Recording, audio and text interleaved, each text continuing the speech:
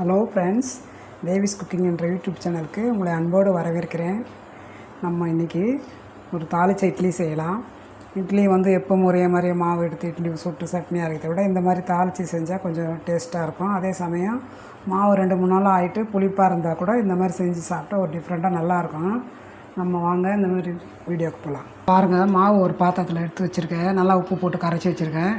இட்லி மாவு தான். வாங்க நம்ம எப்படி தாளித்து செய்கிறதுன்னு பார்க்கலாம். கடாயை வச்சு எண்ணெய் ஊற்றி கடுகு போட்டிருக்கேன். கடுகு பொரிஞ்சிச்சு. இந்த கடலைப்பருப்பு போட்டுக்கலாம். அது கூட உளுத்தம் பருப்பும் சேர்த்துக்கலாம்.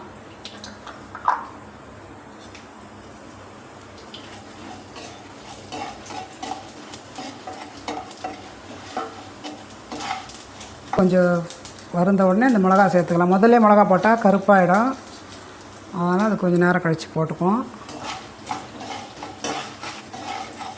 நல்லா செவந்துட்டு இப்போ இஞ்சியும் கருவேப்பிலையும் போட்டுக்கலாம்.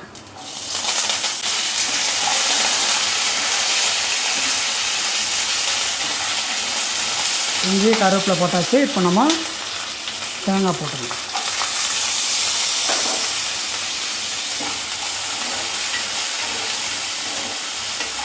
நல்லா வதங்கிடுது. நம்ம ஸ்டவ் ஆஃப் பண்ணிவிட்டு இப்போ நம்ம தாளித்ததை இந்த மாவில் போட்டுடலாம்.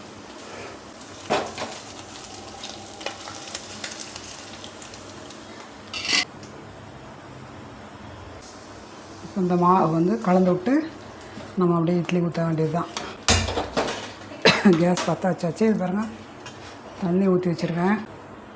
2 டம்ளரில் லேசாக எண்ணெய் போட்டு 2 டம்ளர் இட்லி செய்யலாம். இது இந்த மாதிரி செஞ்சால் குழந்தைங்களுக்கு கொஞ்சம் பிடிக்கும். டம்ளரில் எண்ணெய் தடவி வச்சு இப்போ இதில் ஒரு கரண்டி மாவு ஊற்றி வச்சிடலாம். பாருங்கள், அது மாதிரி ஊற்றி வச்சுட்டா கூட இது அப்படியே வெந்துடும்.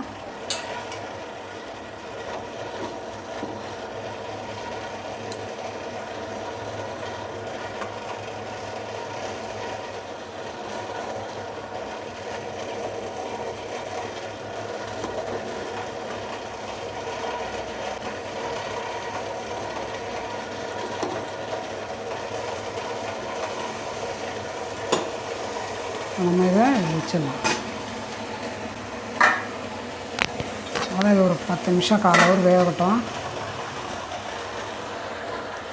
10 நிமிஷம் ஆயிடுச்சு. இப்போ நம்ம இது ஓப்பன் பண்ணி பார்க்கலாம். சூப்பராக வெந்துடுச்சு. லேசாக தண்ணி தொட்டு பார்க்கலாம். அருமையாக வெந்துடுச்சு. இப்போ நம்ம சூப்பராக வெந்துடுச்சு பாருங்கள். பார்த்தீங்களா எப்படி இருக்குன்னு? இல்லையும் நல்லா சாஃப்டாக இருக்குது.